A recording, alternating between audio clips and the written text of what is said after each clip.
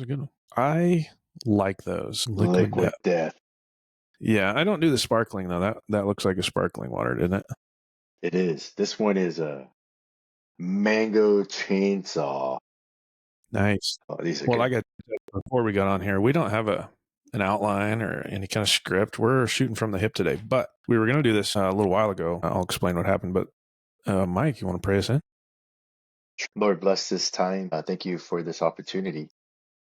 Adam and I could talk and pray and discuss current views, Bible things, and Lord, just whatever you lead us to discuss, Lord. And so guide us, guide our words, and bless those that are going to listen. Amen to that. Hey, just so you know, it's looking like we should be able to do an interview with Sean Kennard. If you folks want to look him up, it's Kennard. They call him Top Gun. He is a professional MMA fighter in the Fury League. He is currently 4-0 in there, and he's got a fight this coming Monday. The 12th. So we're going to get him on here pretty soon. He's former SWAT. He's also affiliated with Mighty Oaks Foundation. What was his name again? It is Sean Kennard, Shawn. And you can't miss him, dude. His beard is thicker than my head of hair, and that's pretty thick. So as far as beards go, he's more of a man than I'll ever be. Just put it that way. Plus, he's an MMA fighter. Like I said, former SWAT, Mighty Oaks, and also a contributor to the Resilient podcast, if you've ever listened to that one. So, so earlier today, we were supposed to podcast earlier this afternoon, and that didn't happen because my wife's been having some kidney pain, or at least it seems to be kidney pain, and she's only got one. So as we've talked about before, back in 2014, she had kidney cancer, and almost 10 years ago, she had her left kidney removed, which, thank God they left the right one. But so she's having some kidney pain. And so anytime that there's, kidney pain and stuff like that, we always take it pretty seriously. So brought her into the kidney specialist to get her checked out. And it turns out she's doing okay. Kidney's functioning quite well, really well, actually, for having a single kidney. And we got to talk to her specialist about the diet that she's been on for about 6 months now, which is incredibly strict. So thank God she has developed a lot of discipline in all of this, because her diet consists of beef, white cheese. She added some rice because she was losing a lot of weight and wanted to be able to keep some weight on, which most people are like, that doesn't sound like a problem to me. I'd like to do, drop a bunch of weight. But it got to the point where we had to. Rice is good, bro. Come on. Brown rice. Yeah. So she's eating brown rice now, and it seems to be fine. But we've noticed with her autoimmune disease that there's certain things that if she gets in her body, it really messes with her. Like it'll put her down for days. And so not too long ago, she tried some decaf coffee, and it must be the process. Well, number one, coffee's never meant to be decaf. That's messing with it. But she wanted some coffee. She likes the taste. She does her lattes, and that decaf messed her up for days, and it kicked off a flare-up for the lupus and everything else. So it's just been nasty. So trying to get her back on track. And so that's where I was today, Mike. So, Pastor Chuck Smith used to say, blessed are the flexible, for they shall not break. Right. Yeah. And that's part of life, and as much as I want to do podcasts and then schedule time, but hey, family over everything, right? And right. Did you change your mic? Your microphone? No. Are you sure it's recording through a microphone and not through your computer? Going through my wireless. Okay, just making sure it doesn't sound as crisp as last week, but it might also be my internet speed. So. Oh, I could put it on my head with a plug it in. No, you're good either way. You want me to do that? I could do that too. How's that? Can you hear me? Oh man, I can hear you. That is so much better. All right, we'll do that. I don't know what it is, but I mean, the last time you used those ones, it was crisp. For some reason, this time it's not coming in so good. It could be the cloud. Oh, that's got to be it, right? External microphone. Are we back on, folks? Oh, I could hear you too. Pretty crisp. Yeah, we're good. So anyway, I've been dealing with that for a while. And the interesting thing about this whole ordeal has been my wife trying to figure out Paul was one who said, I asked 3 times for this infirmity. God gave me a thorn in the flesh, and I asked 3 times for it to be taken away. And God said, my grace is sufficient for you. Mm-hmm. And that's kind of been the thing with my wife, has been, we have asked multiple times, Lord, take this away. And we know that God heals. We know that God is a great physician. So we don't doubt him in any of this. But for how old am I? It's been 20 years that she's been dealing with an autoimmune disease, and it's been rough. But I think that we've come to the conclusion that it has kept both her and me closer to God than we would have been before, So a lot of times we end up trusting in our own strength. And so this is really, it's been a benefit for us. And that's been a learning process to take it in that way. And, like James said, count a little joy, brothers and sisters, when you fall into trials of various kinds. And it's been difficult, but we've had to learn to do that. Really, all in all, the autoimmune thing, even though it's been difficult, it's really been a blessing, So Yeah. because she was the type who would trust in her own strength, who wanted to conquer the world getting out of high school. I mean, she got her bachelor's degree in 3 years, which is unheard of. Wow. And yeah, I mean, she busted her tail end to get that bachelor's degree, even working nights at a retirement home to help pay rent and everything else. But ultimately, God kind of allowed her to be knocked down, and it's brought us to a place of faith that we never would have been without it. So really, sometimes I guess these things are a blessing. Yeah, sometimes when it comes to certain illnesses, we read the Bible and like you said, we know that Jesus heals, right? God is sovereign and he could heal at any moment. Like you had the man at the well who was crippled, and every time the pool of is it the Siloam or Bethesda? One of them. Yeah, but yeah, And the guy couldn't get there fast enough, and out of all the invalid people in that area, why did Jesus pick him out? And then you got the guy that was blind. You got the woman that had the bleeding issue. I mean, she exhausted everything that she had. She's probably broke. Blue Cross, Blue Shield, Obamacare didn't help.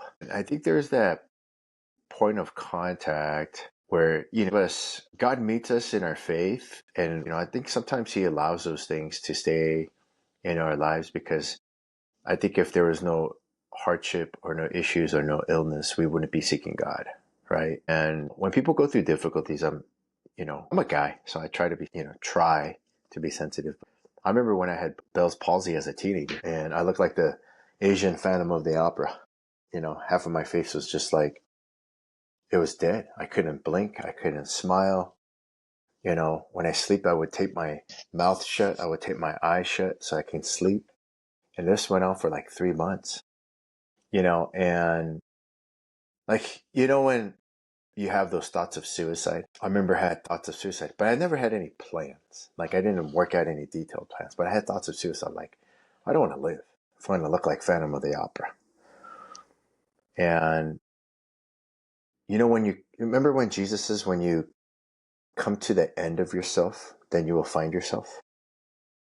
And when I experienced that as a teenager, I knew that suicide was a sin. I knew that if it's a sin and I don't get to repent of it, am I forgiven? Right? I had those thoughts. And I remember out of desperation, I said, Lord, if you're real, I ask for your healing and show yourself strong in my weakness. So I knew those verses, right? And like you said, Paul says, hey, take this thorn away 3 times and blah, blah, blah.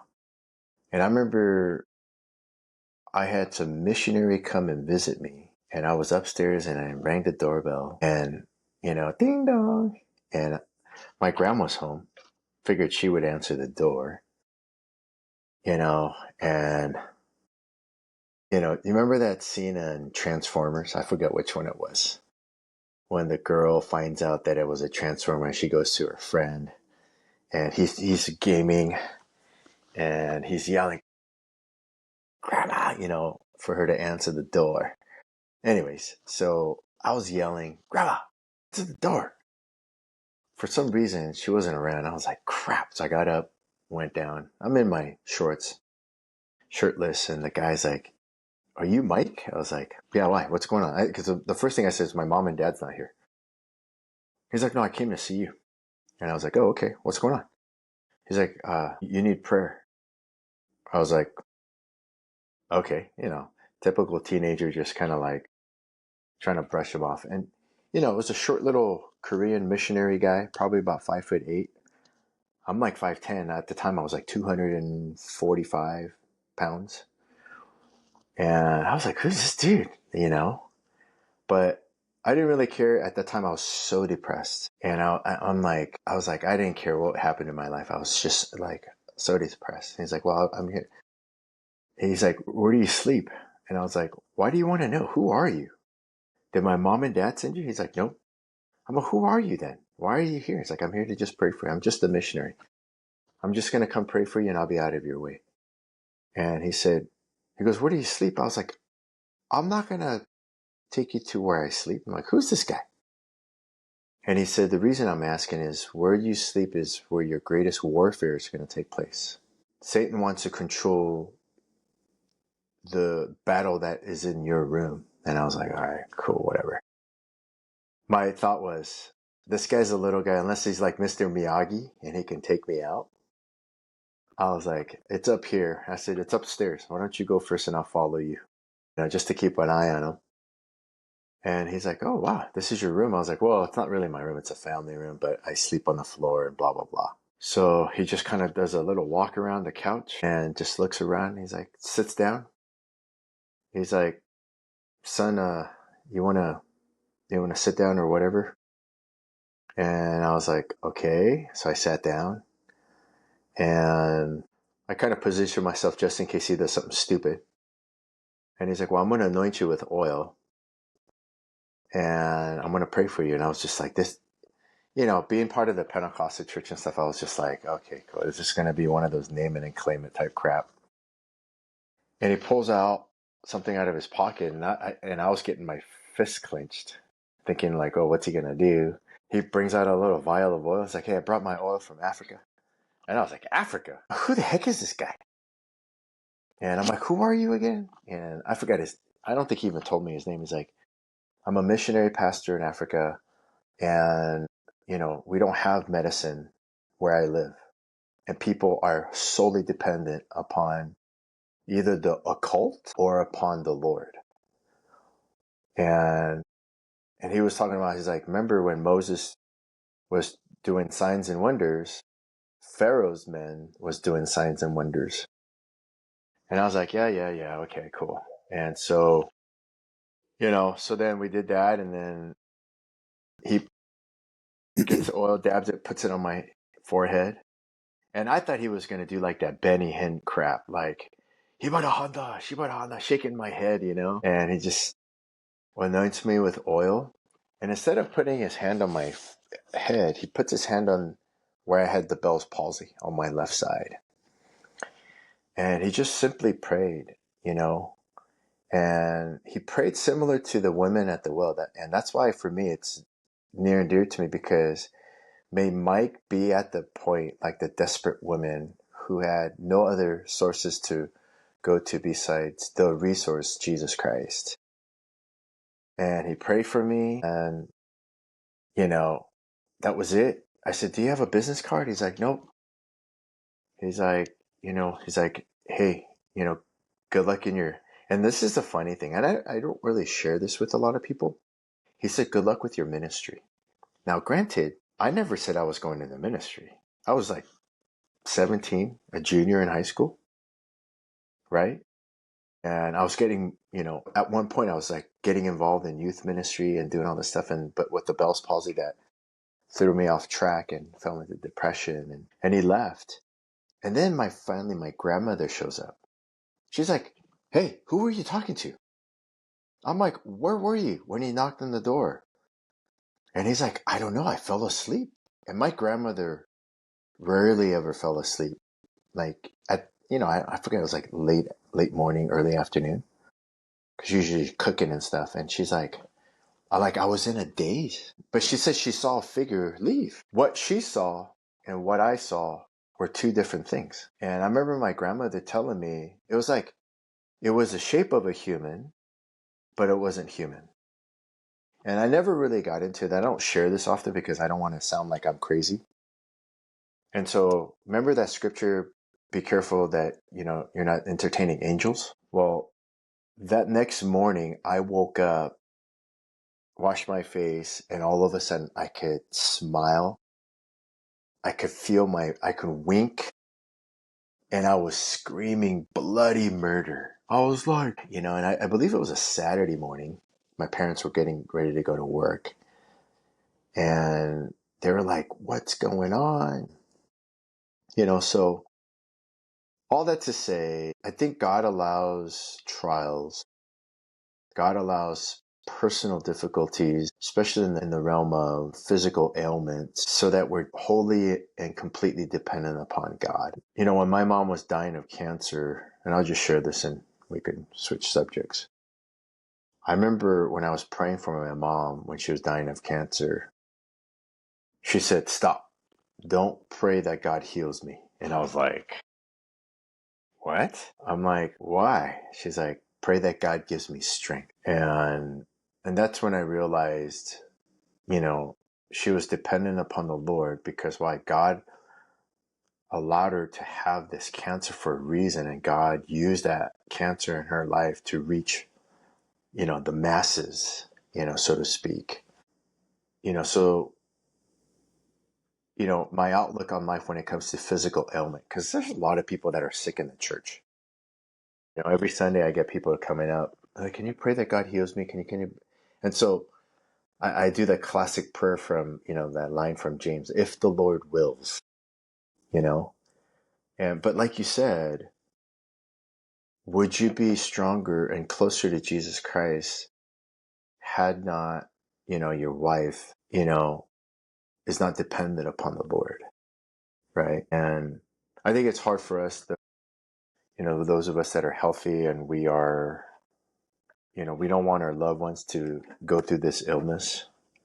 I think that's the hard part. Our illnesses, and I'm trying to say this in a gentle manner, because if anybody that's listening, you're going through some major illness and like cancer, terminal cancer, and we all have loved ones that go through that, especially, those of us in uniform that have coworkers with cancer. I think God allows certain illnesses to drive us completely and wholly to Jesus Christ, and sometimes when we become like the woman that had the bleeding issue, you sought out, you know, your gynecologist, you sought out, you know, this internal medicine doctor, you sought out a chiropractor, you sought out this, every single resource until finally you come to the end of yourself and say, Lord, I don't know what else to do but to turn to you.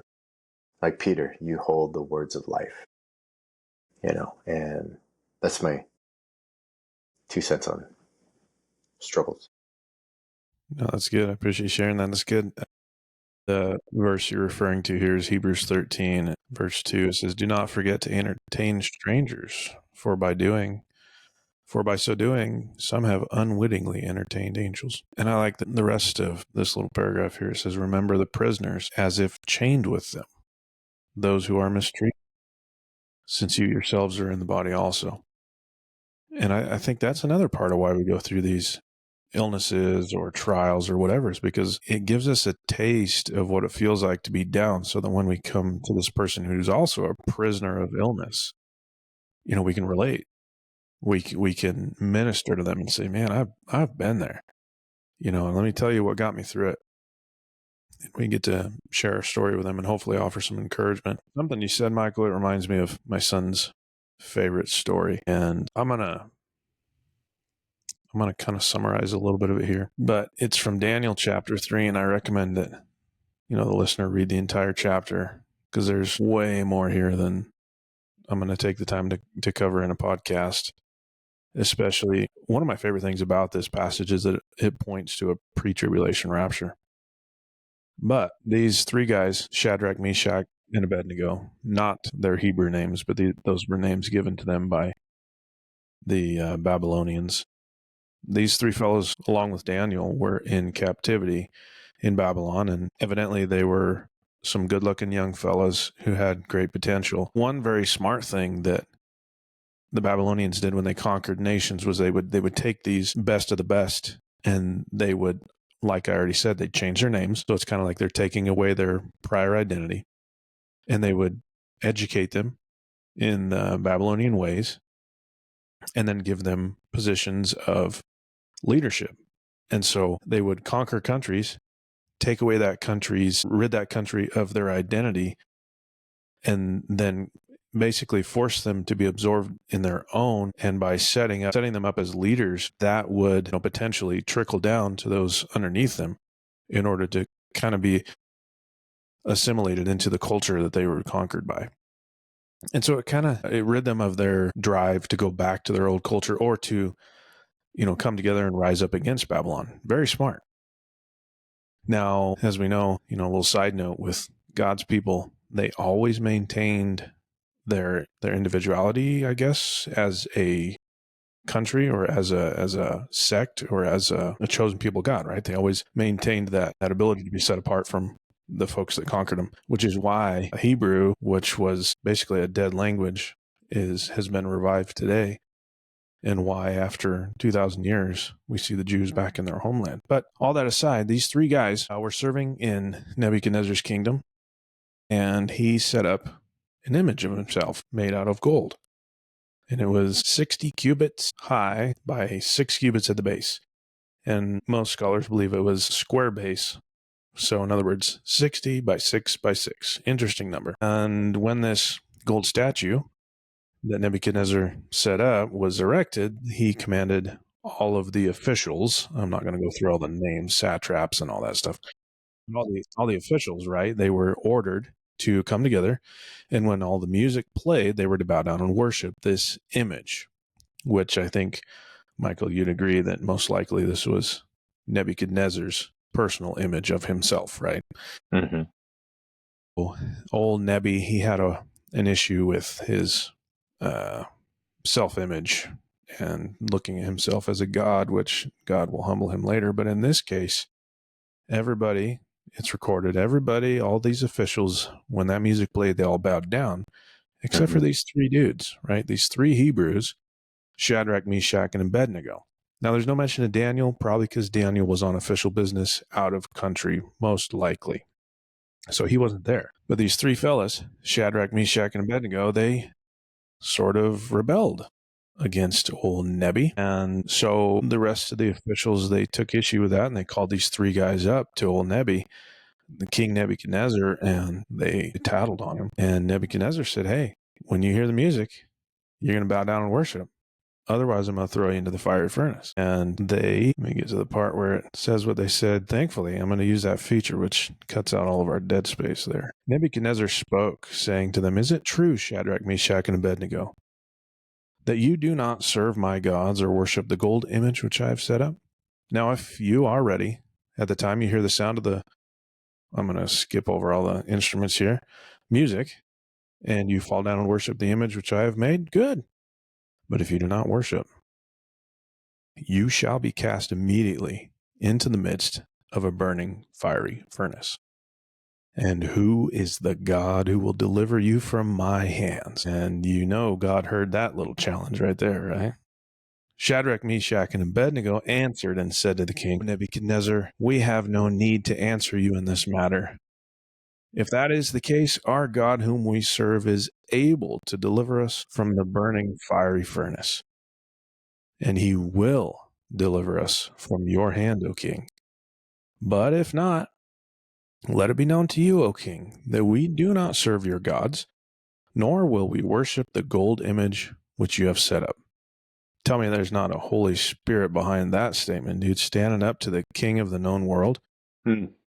That took some huevos. So these fellas, there's one phrase in there that has stuck out to me, and I've pondered this one quite a bit, Michael, and it says, but if not. And so I had to kind of wonder, are these guys saying that God is able and that he will deliver them, but are they giving God an out? And I don't think they're giving him an out.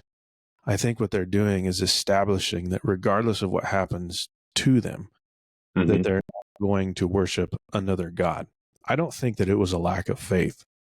I think that it was even more of a position of rebellion and defiance against Nebuchadnezzar and this God. And of course, Nebuchadnezzar has to do something at this point, right? Because if these guys rebel and he doesn't do something about it, regardless of how much he likes him, it could lead other Hebrews to rise up and rebel against him, right? So, you talked about when you pray for people, like, Lord, let your will be done. And that's what these guys were doing too, right? They're saying, God will save us. He has the ability. But if he doesn't, if it's not his will, then we're still not going to worship your idols. We're still going to obey God. And so I think that's the position that we need to take. And just like in their case, when we rebel against sin and when we say, you know what, I'm not going to let this sickness have control over me. We may still have to go through the sickness. We may still have to go through that fire, just like these three guys. Old Nebi had his furnace stoked 7 times hotter than usual.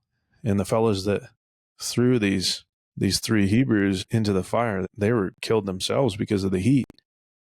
But those fellows, those Jews, still had to go through the fire. But as you know, the story goes, with them was Jesus Christ. And old Nebi looks in there and he said, didn't we throw 3 dudes in there?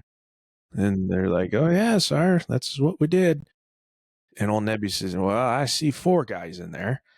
And one of them looks like the Son of God. And they were dancing around in the fire. And he says, hey, fellas, why don't you come on out? And so it wasn't until Nebuchadnezzar called them out of that fire that they came out. They stayed in the midst of that because that's where Christ was. And so I've experienced that in my own life in times of trial. Like when life is easy and going nice and smooth, a lot of times, man, I'm acting in my own will. I'm just kind of cruising along. Everything's nice and easy. Yeah, I still spend some time with the Lord, but it's not the same. Like there's just not the intimacy because my soul's not crying out for Jesus Christ to be in the midst of that fire with me.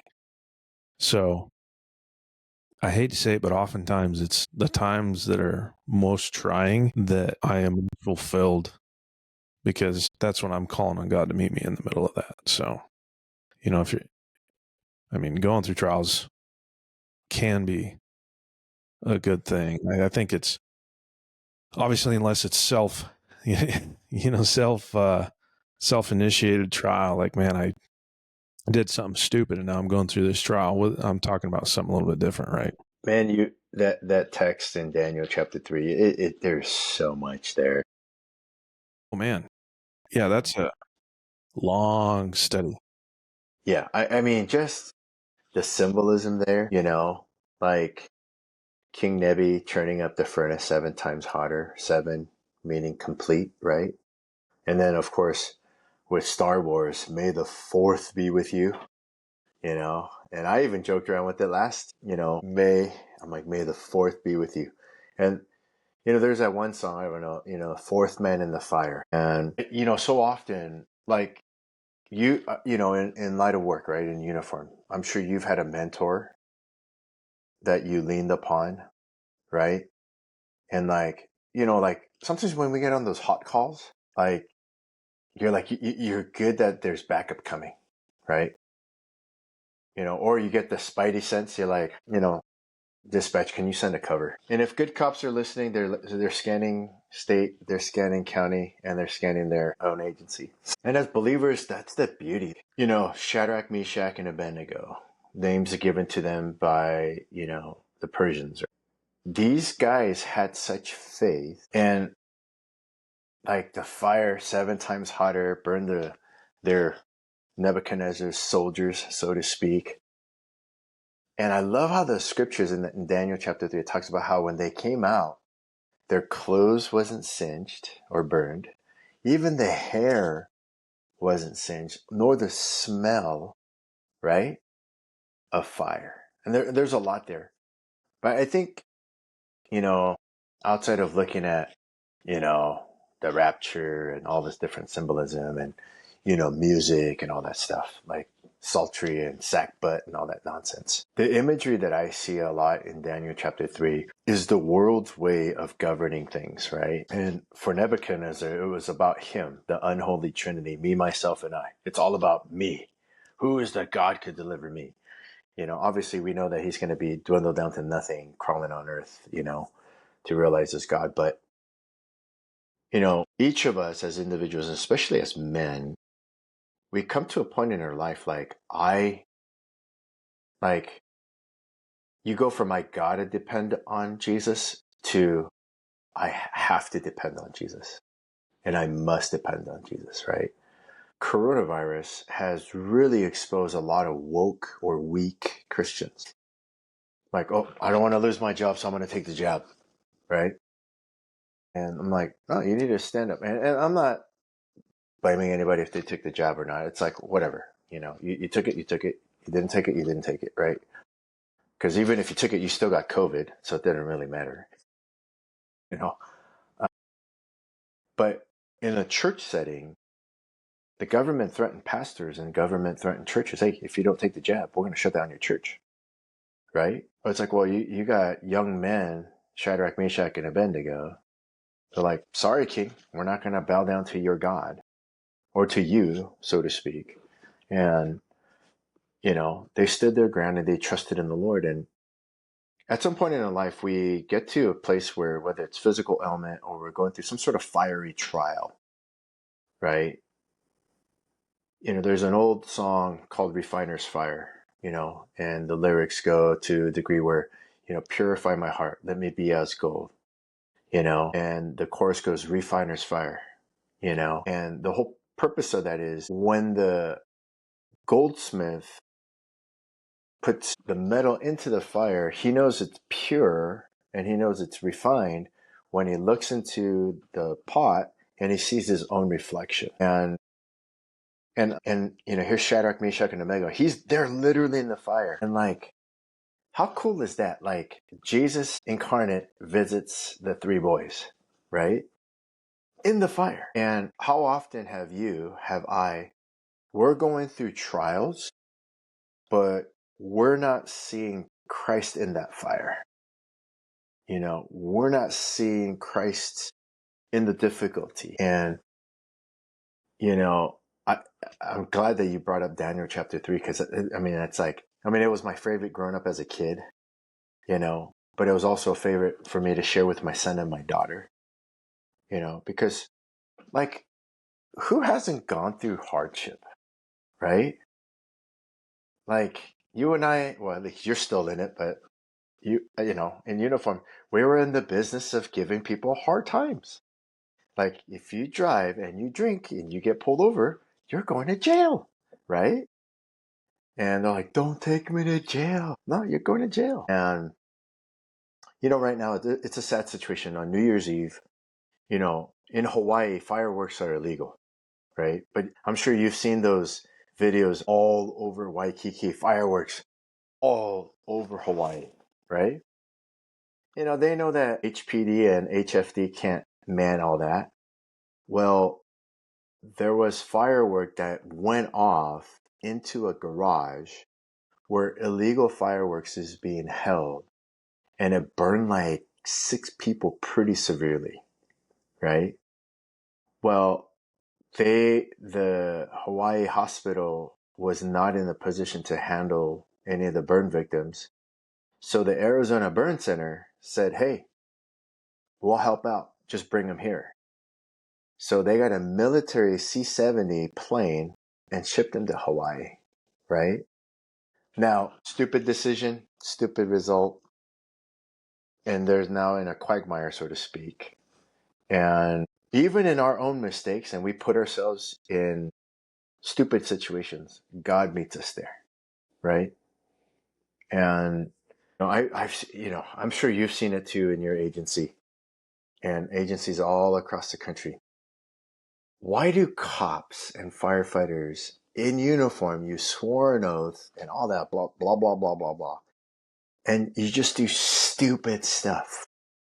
Like watch porn on work computer in your patrol car, or having sex while on duty, dealing drugs as a fireman, and on and on. And it's like, why are you doing that? There's one thing if we make stupid decisions to go into that. And it's another thing if it's just the storm in life that it brews. And, you know, I love how Shadrach, Meshach, and Abednego, that's one, if God has replay in heaven, I want to ask for that one. You know, this other stuff I want to see Jesus did, right? But that one, like, Lord, can you give me the replay of Daniel 3? And I know we have AI. We could probably ask ChatGPT, hey, show us a video of, you know, Daniel 3. But I mean, just to see what's going on. And I want to see, you know, Nebuchadnezzar's face when he sees into the fire and he's like, could you imagine his eyes and his look could you imagine the shaking in his heart like, oh crap, Yeah. there is another God, And it's not me. right? I mean, like, did you get to watch or the official results of the presidential election, Kamala Harris presiding over her own loss? I did. I saw the clip. Yeah. It's funny. And then you see Mike Johnson in the back just smirking and then her face. And I'm like, thinking of that, like, Lord, I want to see King Nebi, you know, like being humbled with Shadrach, Meshach, and Abednego, right? Yeah. And Yeah. Yeah. I no, mean, it was temporary humility for him, right? But I want to read this verse. This is the verse that I hate the most, but I love it too. And I've read it before on here. But my brethren, count it all joy when you fall into various trials, knowing that the testing of your faith produces patience. But let patience have its perfect work, that you may be perfect and complete, lacking nothing. And this one has stuck with me for a long time. Not only has it helped me get through my trials, and I've also hated it when it comes up like, Lord, how am I supposed to express joy when I'm going through this trial? But your word says that I'm supposed to, and so I have to find a reason to express that joy. And the joy, like I said earlier, it comes from the fact that God's walking through me and with me through that trial. But also, second part of this, it says, let patience have its perfect work, that you may be perfect and complete, lack nothing.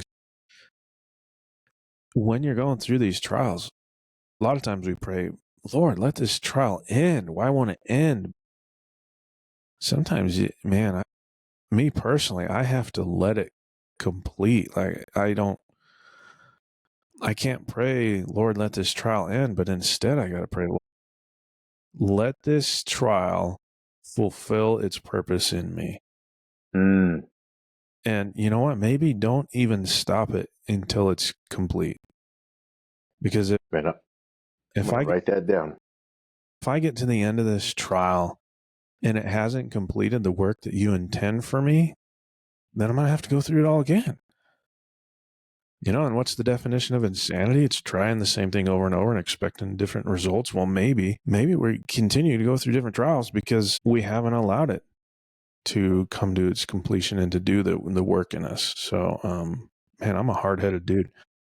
So I need a lot of trials to bend me and shape me like God. And I mean, you talked about refining fire. John Corson always used to talk about the refining fires and how the smelter back in the old days, you know, he would heat up the gold and all the impurities would float to the top and they'd have to scrape it off and they'd heat it hotter, more impurities come to the top and they'd scrape it off. And he said, you know, how did the smelter know when his job was finished? It's when he could see his reflection in that gold. And so, man, we got to allow these fiery trials to go on in our life, and God's going to keep adding heat and scraping it off, and it's painful, but he's going to keep going until he sees the reflection of Christ in you. You know, let it have its work and just draw near to the Lord, because Matthew 5 says, blessed are those who mourn, for they will be comforted. So there's comfort in you in these, whatever trial you may be going through. But if you want to, we can move on from that. I mean, the certification of the votes, man, that was funny. Good on, you know, swallowing some pride and standing up there and doing the right thing. I don't give her props for much because I just don't care for the woman. Well, she doesn't know the Pledge of Allegiance. Yeah, well, the gal needs prayer, but regardless, at least she stood up there and did the right thing, because there were some ridiculous people saying, "Oh, don't do it, don't certify the votes." Well, when you have the popular vote going to her or going to Trumpy and, the electoral votes, what are you going to do? I mean, if you decide to go against this, you're going against a large majority of the United States. But what I think is entertaining, well, a few things that have happened as of late. The Gulf of the United States. You hear that one, right? You didn't hear that. Instead of Gulf of Mexico, we're going to call it the Gulf of the USA. Yep, Yeah, that's what Trump did. I thought that was good. And thank God Justin Trudeau resigned. I've got a friend up there in Alberta who I love the guy to death, John and Jen up there, and the Rivets. They own a outfitting company up there. Phenomenal people, and I feel so bad for those folks up there with all the junk that Trudeau has pushed. Thank God that they're going to see some different leadership now. And then Greenland. This is one I don't understand, but I did comment on one of Musk's posts there because it looks friggin' cold there, and I think they should change the name to Iceland too. But anyway, what do you think about all this stuff, Michael? About it is green during the summer. Okay. What do you think about Greenland? What do you think about Trudeau and the United States wanting Canada to join the United States? Panama Canal, taking back ownership of the canal. I mean, these are some massive things, and off the top of my head, yeah, go ahead.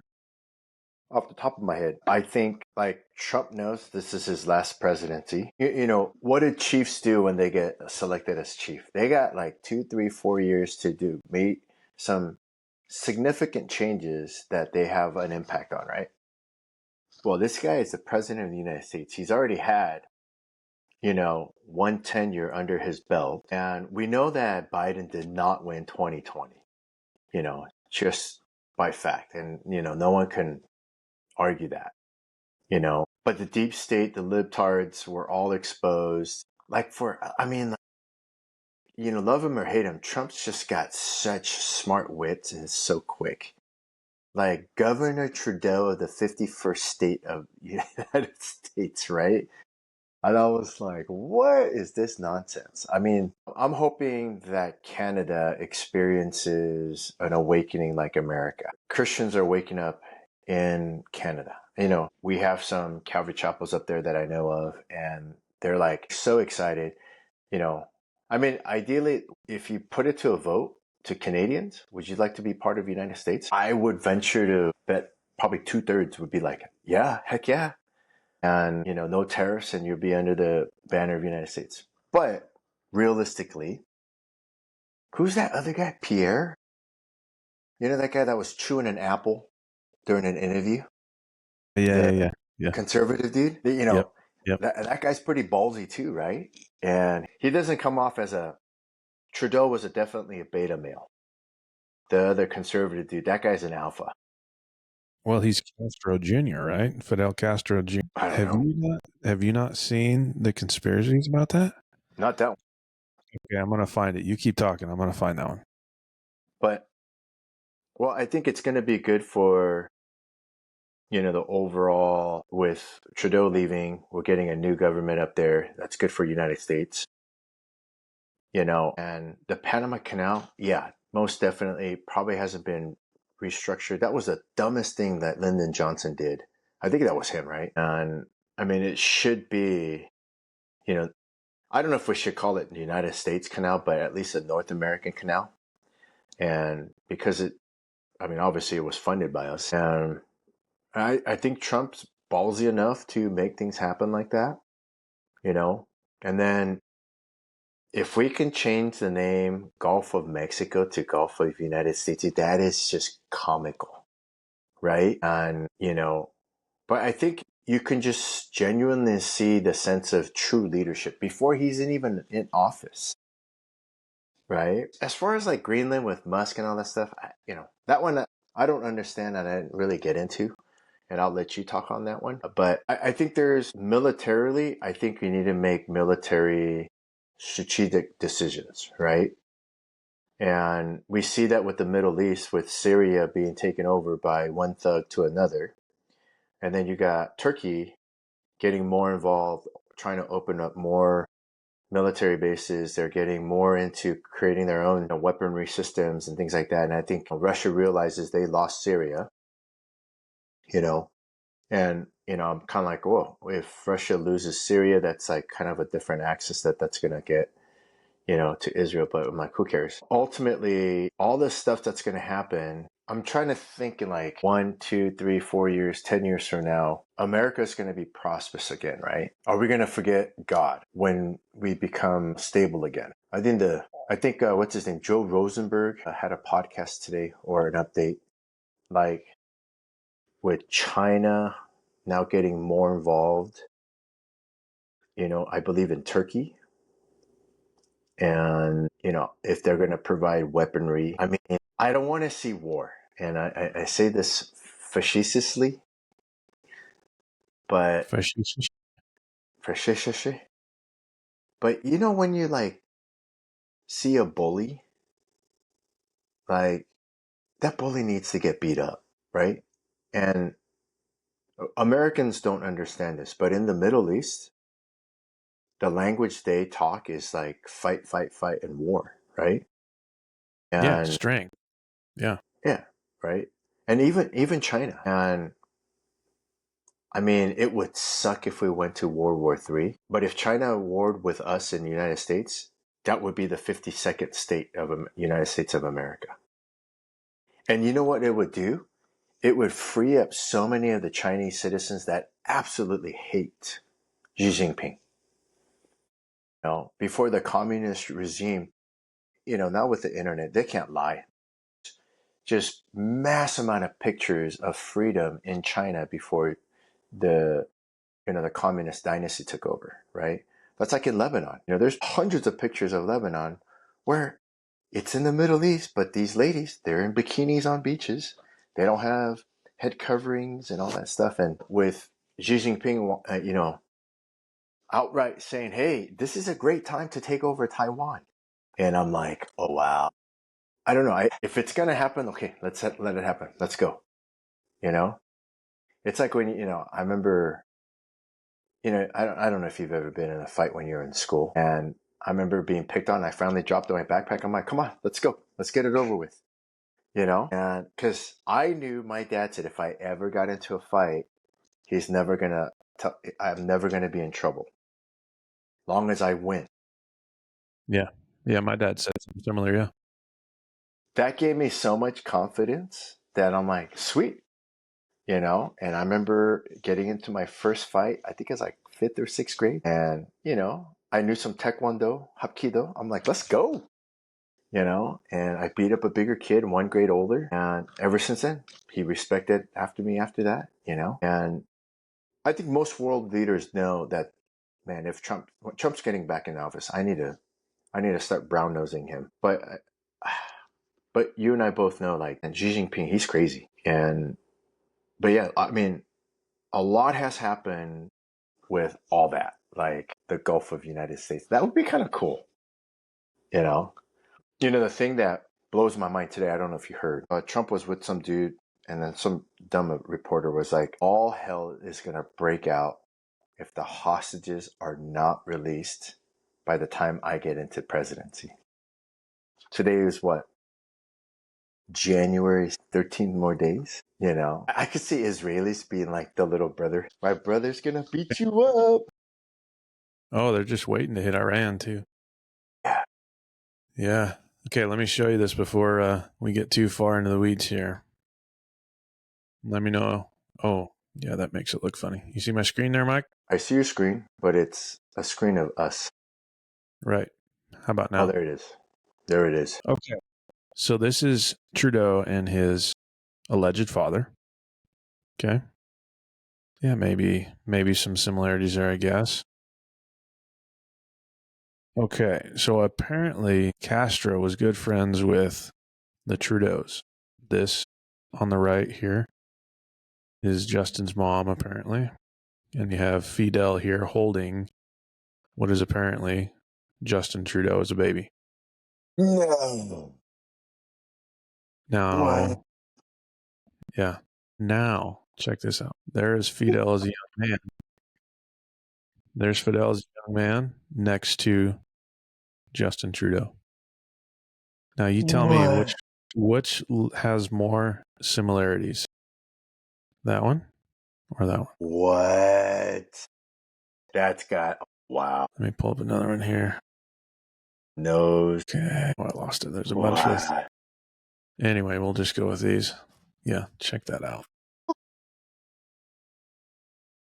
What? Okay. Isn't that From, interesting? hey, so from, you know, doing police work, you would look at the eyes, the orbital, right? The Right. nose, Yeah. I mean, cheekbone the nose. structure, Yeah. the Mm-hmm. nose, Mm-hmm. even the stash. That Yeah, looks, the facial hair. Yeah. but the nose, Mm-hmm. you I'll know, put it back on here so you can talk about it. Oh, it no, cracks me but up. seriously, oh my gosh, they should plaster that photo all over Canada. Mm-hmm. Trump's got to use this. He's got to. I mean, even Way look at the way his hair kind of floats up. the nose. It's pretty simple. If Ancestry or 23andMe, if they can get there's got to be genetics or like some sort of spit, Mm-hmm. from both of those yahoos that they could do a comparison. You Oh, know, the nose is interchangeable. That's oh wild. yeah, like even the chin and the lower lip. Mm-hmm. Yeah. Isn't that funny? So anyway, it's a conspiracy out there. Maybe it's true. I mean, it seems like in the last 4 years, all the conspiracies have turned out to be true, but Like, who knows, man? Who knows? all I know is like Dan Bongino, dude. That guy is batting like 1,000 on everything.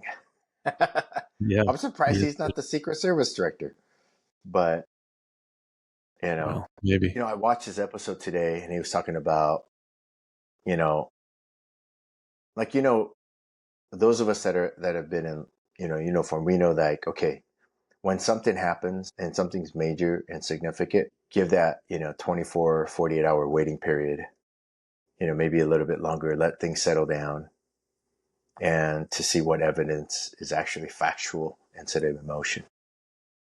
And so he would like the whole thing. I've listened to Sean Ryan, that one episode with who's that dude that was emailing with a Las Vegas dude, Yeah, I'll look it up. Psalm Sour or something like that. You know, and then the resilient guy, he also interviewed Sarah Adams, and they're talking about, and then I Yes. mean, Sam, Shumati, whatever. Yeah. yeah, Sam. but like with the New Orleans thing, like I'll share my thoughts. America is a place where everybody is welcome, but the moment that you want to start raising the ISIS flag, Al Qaeda flag, the Hamas flag, you need to go. Because if you're a Muslim and you believe that Israel and America are infidels and you're going to want to kill us, you need to go. And that's not free speech, and America is built on the backs of those that came here wanting for freedom, and you came in through the right door to be an immigrant, blah, blah, blah, blah, blah, right? And, you know, I mean, for goodness sake, look at Elon Musk. That guy is a South African, right? He's now an American citizen. He's a multi-billion. He's the richest man in the world, right? But he's not going around saying, I want to blow up the world. I want to kill, you know, like, I don't know of any other religions, outside of Islam. Christianity doesn't say, hey, strap a bomb around you and drive down a crowded street and then blow yourself up. Mormons don't do that. The Jehovah's Witnesses don't do that. Catholics don't do that. It's Islam. And, I have friends that I grew up with that are from the Middle East. I would say they're kind of like maybe backslidden Islamists, or I don't know, Muslims, where, they get Americanized. They're like, oh yeah, we don't pray to Allah. We don't go to mosque, but we're Muslims. I was like, okay, but that's like calling himself, a Catholic calling himself a Catholic when he doesn't practice Catholicism, right? But the priest isn't going around telling you, hey, strap a bomb around and go bomb on New Year's Day. And so, like that whole, the New Orleans thing just really bugs me. Like he was born here, served in the army, and then something flipped in his head. Like, and I'm gonna somehow tie it. I think I want to be sensitive in saying this. There are some religions I believe that are demon possessed. And in that, could this guy in New Orleans have been possessed by a demon to get into, or we could talk about all the nonsense about, the woke New Orleans police chief not putting up barricades and just putting up a patrol car. That's their fault and all that stuff. But Well, like actually, I would hit on that real quick, Mike. yeah, I saw that clip where she didn't want to take ownership over that. Man, I got to say, how many departments out there put up physical barricades to block roads? I mean, I know New Orleans is huge. I mean, I've never been there, but I know it's huge. And so they should be prepared for these kinds of things. They should be thinking, they should be thinking counterterrorism mm-hmm. when they have large events. And they have a lot of large events, right? However, where I'm from, we wouldn't be putting up barricades. I mean, for one thing, we don't have access to them, but that wouldn't be the first thought in our head. Could be. Our first thought would be active shooter and that kind of thing.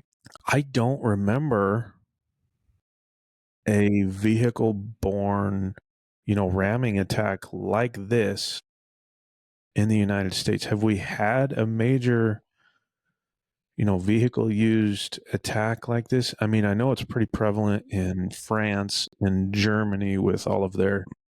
I don't think labeled as a terrorist act. I remember in the 90s, there was one in LA where some dude, I don't think he was a terrorist. I think he was maybe one of those doomsday prepper, white supremacist kind of guy that drove. Like a constitutionalist type. Yeah. Like that. That that went through, like, I think it was in Santa Monica. I could be wrong. It was in the 90s. Okay. So, I mean, I'm not trying to defend her necessarily, but what I'm saying is, I guess I do show her just a little bit of grace in that because that probably wasn't some sort of standard procedure. And so now, the whole world is kind of Monday morning quarterback and what, her response to that and her security procedures before that. Hopefully, man, my heart goes out to the families and these kinds of things, but I got to give, kudos to the law enforcement who did not hesitate one single bit. I didn't see a single police officer in those videos hesitate to run toward that gunfire and remove that threat as quickly as possible. So, God bless those guys and gals. But I mean, I got to just show a little bit of grace because it probably wasn't something that was even thought about or brought up. Hey, we have these barricades. Let's probably use those. Yeah. So, I mean, but is it a failure? Yeah, because we should be planning for the worst case scenario because unfortunately that is what our world has devolved into with its current state of affairs. And realistically, we should probably be getting some training from Israel, probably.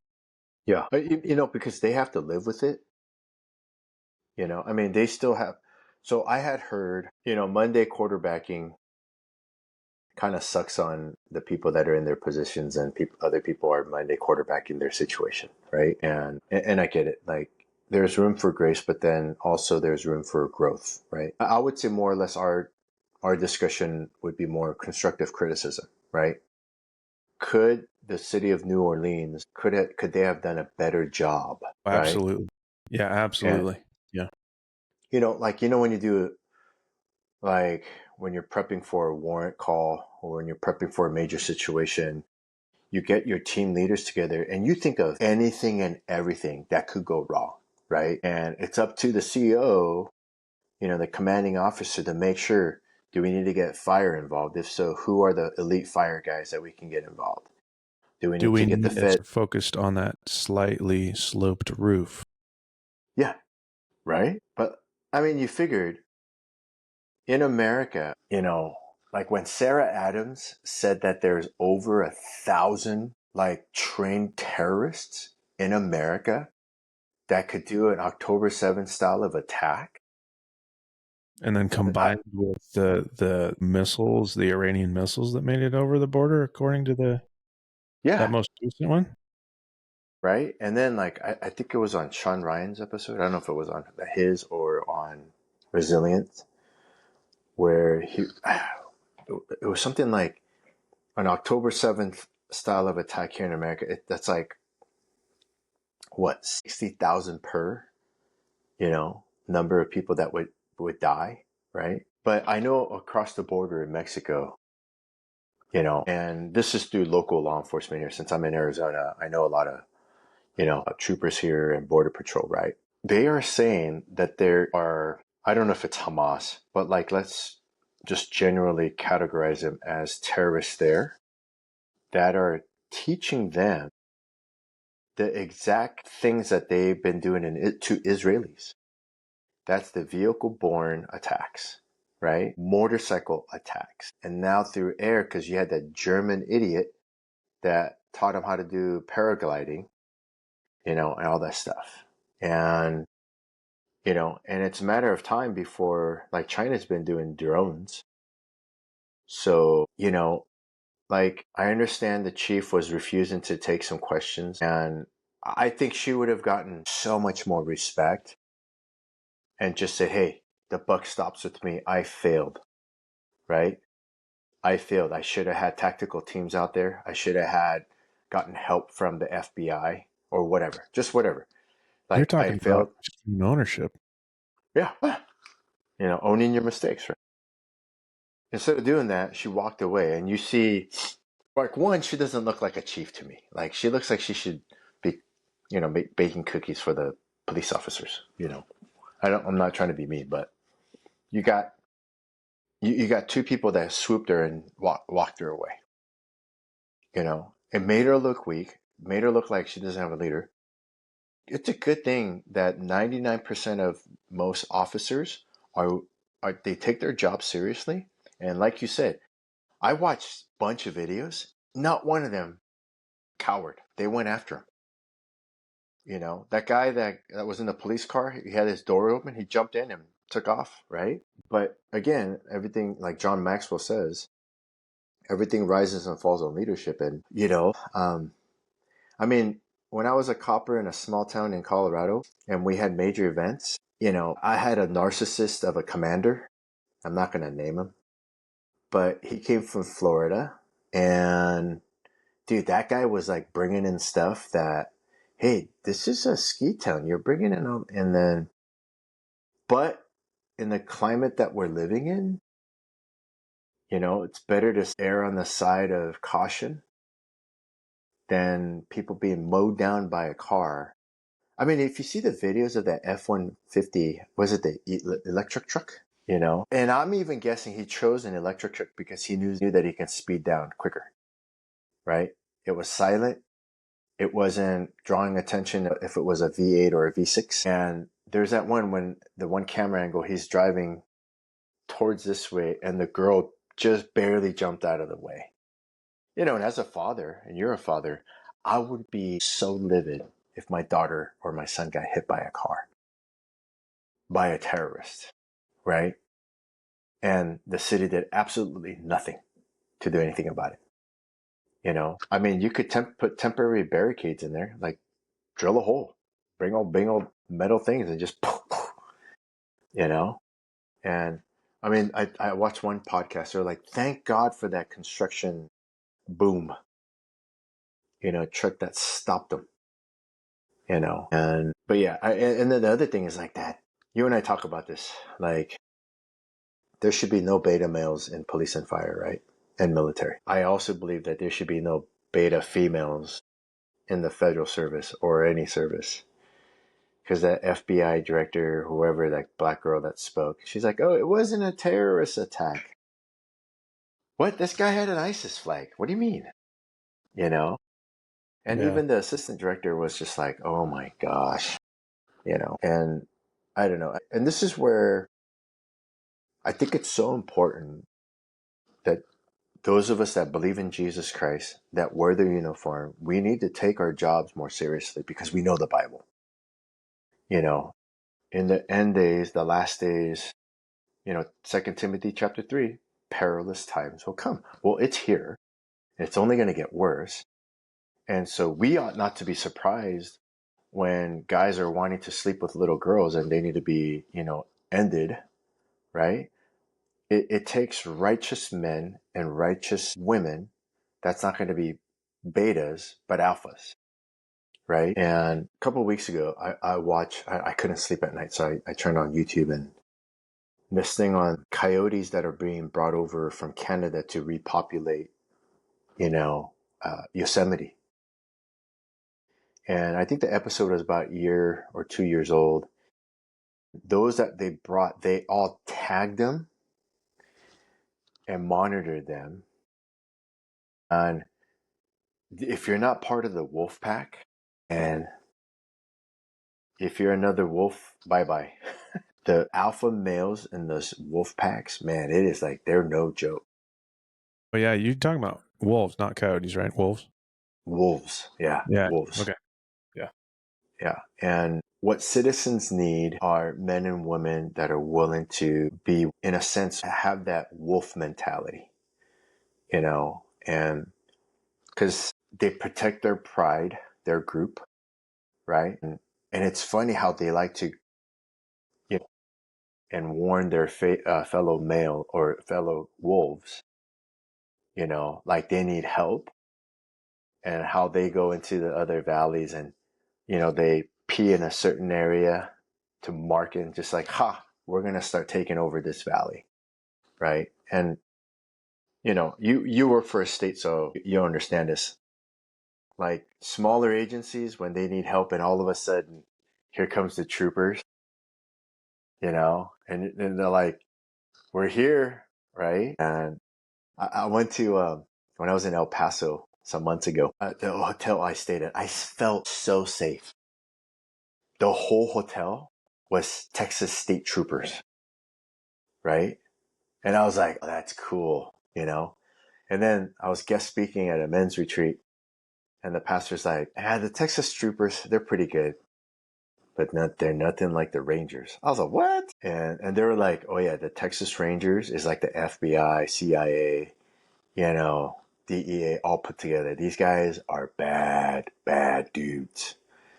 And troopers know when the Rangers walk in, like they're like it. And that's where, as citizens, as people in uniform, like if my wife calls 911 and some cop comes and they can't do their job, I'm going to be pissed, right? Same thing. Like if God's called us to be his Christians, his believers, his disciples, and we're not doing the work of ministry, what good are we? But yeah, like I agree with you. The kudos to those guys that got into that firefight, you know, and you brought up the, learn some things from the idea. I think this is a hard, probably thing to do. Trump should offer a program for law enforcement agencies to go to Israel to train with their best, sign some sort of DNR, like you can't give away any secrets or anything like that, blah, blah, blah. Like that YouTube guy, I think I sent it to you, Aaron Cohen, you know, I mean, the dude trained John Wick movie. And I mean, how cool would that be? Instead of doing some stupid training in the United States, like, yeah, I'm going to go to Israel for 2 weeks and I'm going to do Krav Maga there or some sort of IDF stuff, right? So, I don't know. So, well, he had a lot to say there, but I think, I mean, we're getting pretty deep in on time here, but I think I'd kind of like to bring it all together with, I don't know if there's encouragement in this or not, but, specifically for law enforcement officers, man, I'm fortunate enough that I get to train monthly. I get probably on average about 50 hours of training a month. And so I'm very fortunate in that. A lot of smaller agencies, they don't have that luxury. They have to pay for their own training. They have to go to the range by themselves, buy their own ammo, whatever the case is. But I want to just encourage you, if you're a guy or a gal who is on one of those smaller agencies or you're not getting adequate training, please go and seek your own training and then continue to train on your own. Because, we talked about Taiwan. China just cut the cable to Taiwan. I mean, that's the beginning. They've already been circling the island, showing their strength. They cut I think it was the internet cable that goes to Taiwan. They're preparing for something. If they're going to attack, what is the weakest point that America is going to be at? It's going to be January 19th/20th. Right? We'll be so distracted with our own issues that if they're going to attack, that's a great time to do it. So, yeah, we are looking at, I would say war is already here. I mean, the drones and everything else, the mystery drones that the current administration didn't want to shoot down or deal with. Well, he didn't want to shoot down a balloon a couple of years ago either, right? So tell me it's not related. I think it's entirely possible. Terrorist attacks on U.S. soil, open borders for 4 years. All of these things are leading up to a point where we're going to have to, unfortunately, defend ourselves. And I say unfortunately because, it's when we have to go on the defense that it means the enemy has already taken steps of offense. And right now we're on our heels. New Orleans was caught on their heels the other day. My condolences to the family members, and that's an awful thing for them to have to go through. But in law enforcement, we have to be preparing for this physically, emotionally. I think the first half of our podcast was a lot about taking care of yourself emotionally and what that means spiritually. We got to take care of ourselves spiritually. The other day, so I'm working like a swing shift right now. So when I'm headed home, it's dark outside, I'm by myself, and I take that time because I have a decent drive home. I take that time sometimes to just kind of pray, reflect on the day. And as I was on my way home, I got to thinking about how God gives everybody talents. And I was even thinking about you, Michael, because of your singing talent, your guitar playing talents, your teaching talents. And I'm like, God, what is my talent? Because in law enforcement, we all experience burnout. Every single one of us experiences burnout. Mm-hmm. And I got to thinking, Lord, is there something else that you have for me? And I'm not saying I'm burned out, but every one of us needs some sort of outside hobby, business, whatever it is. And so I was praying out loud, like, God, what talent do I have? Because right now, the talent that I know that I have is clearing buildings, shooting guns.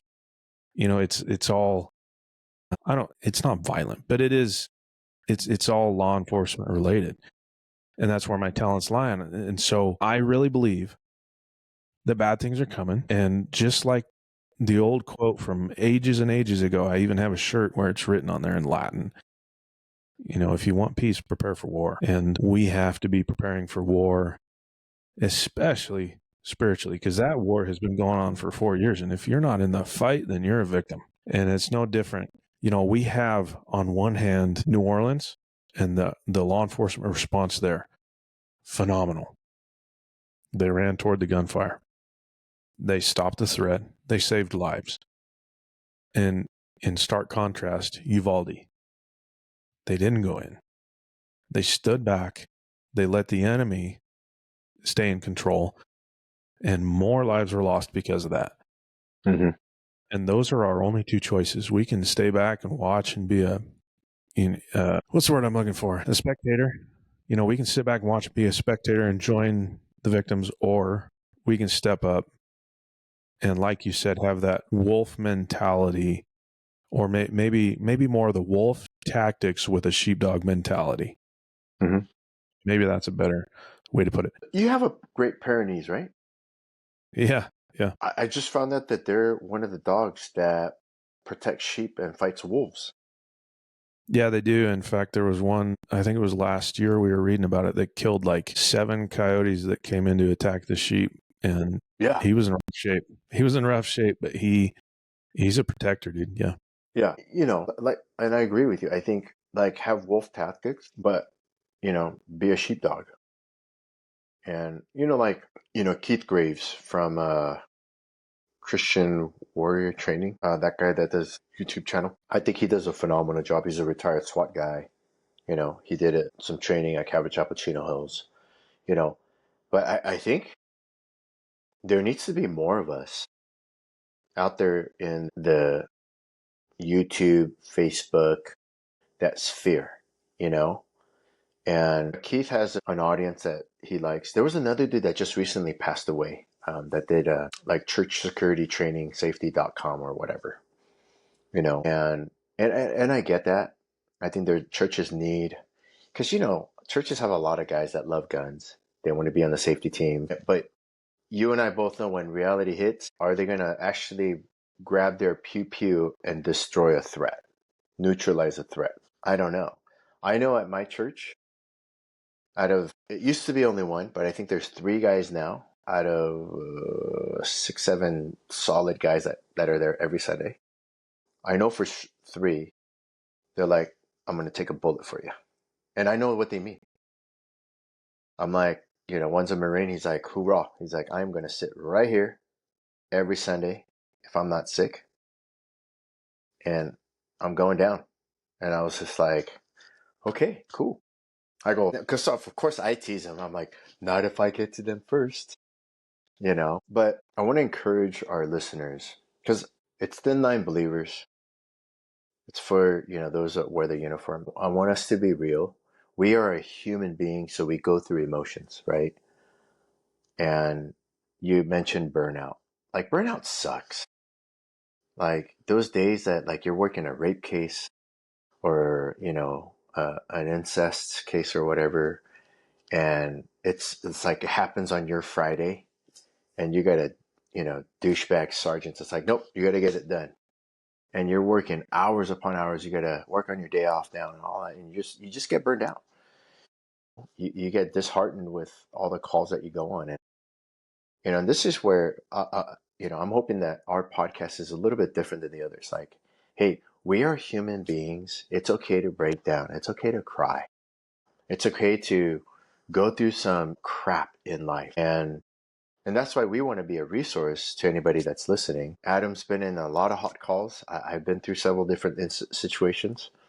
And, in Genesis, right, God breathed into man life. And then Paul tells us in Thessalonians that we are body, soul, and spirit. And if Paul says in Corinthians, honor the Lord in your body, whatever you do, right? Well, then that involves emotions. So we have to deal with that as men. That involves physical fitness. We got to take care of our body, but you got to be fit for duty. But you got to be able to, bring that in. Retired police officer, firefighter, and that goes to my church. And he's kind of a big farmer too. So he's like 6'2", and he's like, he is in his late 60s, and he's racked, And I'm like, he's still in his 60s. I would not want to mess with this guy. You shake his hand, he's like, and his voice is like from the pit of hell. Hey, how you doing? I'm just like, whoa. He still has that, I want to stay sharp, even though he's not in uniform anymore. I want to stay sharp, and when we always talk every Sunday, he's like, what'd you work out on this week? And he's always like, I did deadlifts. I hit this many reps for this weight. I'm like, this guy's like in his late 60s, and he's just like still handling it, right? And we always say, if you're disciplined in the gym, chances are you could be disciplined in other facets of life, right? Spiritually, emotionally, mentally, psychologically, right? Because we only have one body, and if we don't take care of this body, we got to touch upon all the facets, right? Like, I'm glad that you mentioned, go invest in your own training, right? I mean, one, it's a tax write-off. If the department doesn't take care of it, that's a tax write-off. But we only have one body. Our body contains our soul and our spirit. So therefore, I should take care of my body physically in such a way that I'm also taking care of my mind and my emotions, intellectually and spiritually. I'm a well-being in that side for my body. And as a believer, to be able to take care of myself spiritually, which is also connected emotionally, right? And I just want to encourage those of you that are listening. I'm sure we're drawing nigh to our time. I don't know what time it's over for you, but it's almost 11. We're living in the last days. And you know what I was thinking? We want the Lord to rapture the church. And I was thinking a lot of the stuff that we've been talking about today in the past. And these podcasts are going to be forever. Someone's going to listen to this and they're going to be prepared for the possibly tribulation, right? And maybe our podcast is going to be a hit for the tribulation saints. Maybe. You know what I mean? That'd be all right. That's what I said. Like I told my neighbor, I was like, hey, in an event, there's a mass exodus of a bunch of Christians. He's like, I have got rice because I'm Korean. And he just laughed. He's like, man, why you gotta be racist? I was like, no, I'm just saying. I got rice up the yin yang that'll last you for a lifetime. And because if all of a sudden all the Christians are all gone, okay, aliens did not, abduct us, take us. It's called known as the rapture. And he's a retired Phoenix cop and retired Army National dude. And I said, hey, I've got ammo, I've got some guns, and have it. There's going to be Bibles that you're going to want to read. And, and who knows? I think a lot of things that we talk about and things that we do. I mean, could you imagine all the podcasts, all the Bible studies, all the literature, and then the rapture happens and all that's still down here, right? And then if everybody's gone, all the people are like, oh, crap, this is the rapture that so-and-so was talking about, right? And they need to get right with the Lord, because if you're not going to get saved during the tribulation period, I'm sorry, So just that thought just got me super excited. I like it. Okay. I ran out of material. Did you hear my dog howling a second ago? Was that what that was? The Yeah, parodies? anytime he hears a siren, he howls. Oh, really? So, yeah, must be some 5-0 up here or something. But, hey, I'll pray us out. How about it? Father in heaven, thank you for this conversation. Thank you that you are on the throne. And I pray that you're on the throne of the hearts of the listeners as well as me and Mike. Lord, we ask that your will be done in this day and age. We ask that your will be done in our country. And we ask that you would continue to show us mercy in this country. I mean, we should have been bankrupt, destitute. We should have been like Sodom and Gomorrah long ago, but your grace, your long suffering, your patience toward us, Lord, is incredible. And so we thank you for that. And we ask that it would continue and that many would come to a saving knowledge of your Son because of that. Father, I ask that this podcast would reach the right people. And I ask that you would continue to bless it until you're done with it. And then we will step aside and move on to whatever's next. But thank you for this opportunity to speak of you, to read some from your word. And what a blessing it's been. Lord, please bless the listener. And it's in Jesus' name. Amen. So thanks, guys. Yeah. I have never had Thin Line Believers be very active on X. In fact, we have 0 followers because I'm hardly ever on there. But I thought, if a platform is going to talk free speech and freedom, maybe we should be a little more We active. forgot to talk about Zuckerberg. Dude, that was wild. Maybe we should save that. Although as fast as news comes in, that'll be old news by next week. But that was pretty wild. But I mean, you kind of hit on it when you were talking about world leaders and how they're all changing or adjusting their policies or their approaches because of the new administration coming in office. And that was the first thing that came to mind was I sat and listened to his entire spiel about censorship and all that jazz. And we'll see if that rings true, because I mean, he honestly, did even mention X. Like he did. I'm like, we did want he to be get like X. like did he get red pilled? He may have. I mean, I've seen a couple things from him that have been pretty interesting. I mean, he's rolling jiu-jitsu with Mike Mumeshi, or I can't pronounce his last name. He's like the world jiu-jitsu champion, and he's a Christian guy. Always glory to God whenever he wins. And he was rolling with that dude. And then this stuff, who knows? We'll wait and see what happens. We jokingly pray for world leaders like Biden, Kamala, but like you really prayed for like that idiot Dorsey that used to own, Twitter. And thank God, Elon Musk, even though he has multiple babies with a bunch of different women, thank God, that he was used to buy X, right? And they got rid of the whole fact checkers. Like, I'll Mm-hmm. be honest with you, I'm kind of ticked off at, Instagram and Facebook because I've been in timeout for so long. Like, I don't have the traction that I used to have on Instagram. I can't even collaborate with you. It won't let me. Yeah, that's what I'm saying. And I reached out to them. I was like, hey, why am I not able to collaborate with people? You know, even though on my end it says, would you like to collaborate with people? And every time I try, nobody's names comes up, Mm-hmm. right? And and I'm like, whatever. If genuinely, well, we facetiously, did I use that word again? She. Like, could you imagine if Mark Zuckerberg, comes out and say, "Hey, I've had an awakening. I just want to let everybody know I don't care what you guys think of me. I have placed my trust in the Lord Jesus Christ as my personal Lord and Savior, right? And from That'd here be on out, like Meta, it's not going to be a place for pedophiles. There's not going to be any porn on here, and this is going to be all gone." Like, that would be the fruit of it, mm-hmm. I mean, if he's genuinely red pilled, because my thinking is if he's genuinely red pilled, he's going to tell the Trump administration, here's all the paperwork from the Biden administration that screwed us over. Here you go. Have at it.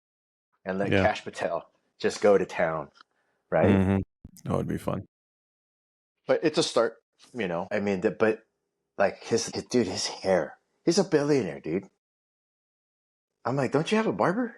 I'm like, your wife lets you have this, I was trying not to laugh because oh, what's his name with the glasses with curly hair, and he's just like talks like, hey, uh, let's go to school. What is that? What is that movie? That character? Oh, you're talking Napoleon Dynamite? Yeah, Napoleon Dynamite, dude. I was like thinking, I was totally laughing when I was watching his interview, and I couldn't take him seriously because I was like, I want to take a picture of Zuckerberg and put Napoleon Dynamite glasses on there, and I'm like, but I mean, who knows? I mean, with the whole, I mean, one, we realized through Sean Ryan's podcast, you can't trust government at all, right? And at the same time, like, if we think about it, you and I are using technology that was created by DARPA how many years ago, and I was telling the church, on our New Year's Eve service when we're going through Second Timothy chapter 3, I was like, as a believer, if you read Matthew 24, we know that it lines up with Revelation. I'm not going to get into that, but we ought not to be shocked when we see things happen, right? It's for us like, oh, the Lord's coming soon. His coming is soon, right? Mm-hmm. And remember that season? What was it? I think I was living in Colorado when we are just getting to know each other, and we're like all heavily into earthquakes, right? Yeah. Right? And so I'm Did you like, see the okay, view this week? Holy cow, man. yeah. There's a couple So, hard hitters this week.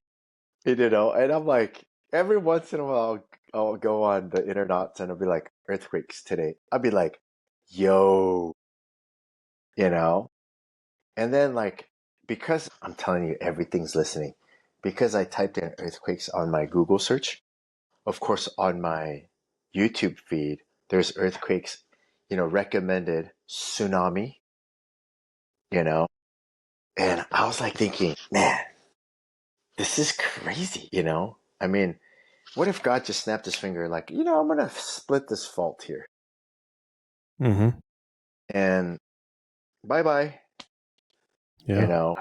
I got all excited, but I was trying to tell my church, I was like, wait, when you hear rumors of wars and all this stuff, be excited, look up, for your redemption draws nigh, you know, but still, stay in the fight. And, my men's ministry pastor, he's like, hey, do you mind if I use your verse like for your radio program? I'm like, Psalm 144 verse 1. I go, he's like, yeah. I was like, do you mind if I use it for the men's ministry? I was like, Mitch, the Bible is written to all mankind, not to me. Go for it.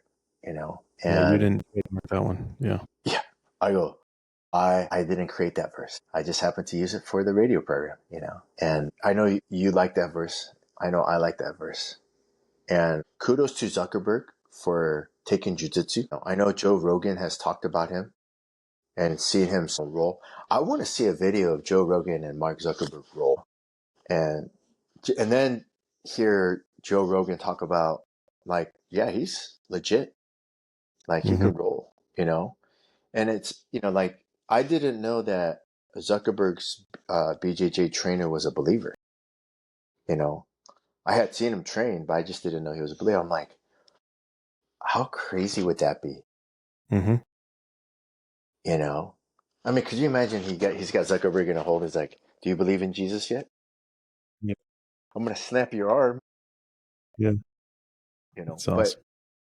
no, I think we know that in Romans we're told that God places world leaders, in its place. Like you talked about, China cutting the internet off to Taiwan, and that reminded me of the EMP missiles that the Middle East is, I don't know if it's the Iranians. I think it's Iranians.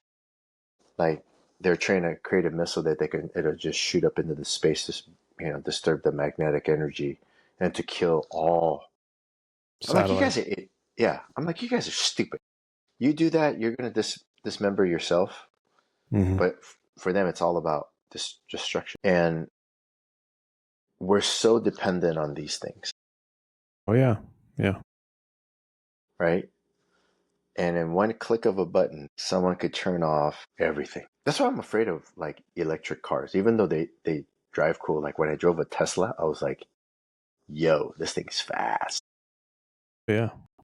But I'm like, I don't know. It's just the government has too much control as it is. But like, if they get a control of everything and they just, you know what, we're just gonna shut everybody's phone off. Mm-hmm. Everybody's like, you know. I mean, like even our banking, Yeah. you know. It's just code. Yeah. And part of me, that's why I'm like, I kind of miss being in uniform as a cop because at least if you're in uniform, you can cross barriers and get some resources, right? Yeah. But yeah, hopefully Zuckerberg, that's going to be old news, but hopefully we'll see if he genuinely makes changes That in we will. his belief and in his actions. I gotta put my kids to bed. Yeah, you got to do your father thing. I get it, Time. It's time. Yours are old. Mine are young. It's because you're old, and I'm less old, man. but still. I'm old, but dude, God is good. I'm Thank thinking God about for taking collagen, man. My sister just had a hip replacement. yeah, get some collagen. Is that Thank coming? God, man. I need to get Death Wish Coffee to sponsor us. Well, ask him. You know, I'm What's the like, worst thing? I'm like, hey, can you sponsor Thin Line Believers? I mean, I like Rifle Coffee's okay, but dude, if Death Wish Coffee could sponsor us, our podcast would be so much energy. Do it. Reach out. Send them a note. Hey, folks, listen. We love you. God bless you. And we don't share these things to scare. We share them to prepare. So prepare yourself physically, mentally, emotionally. God bless you. Aloha.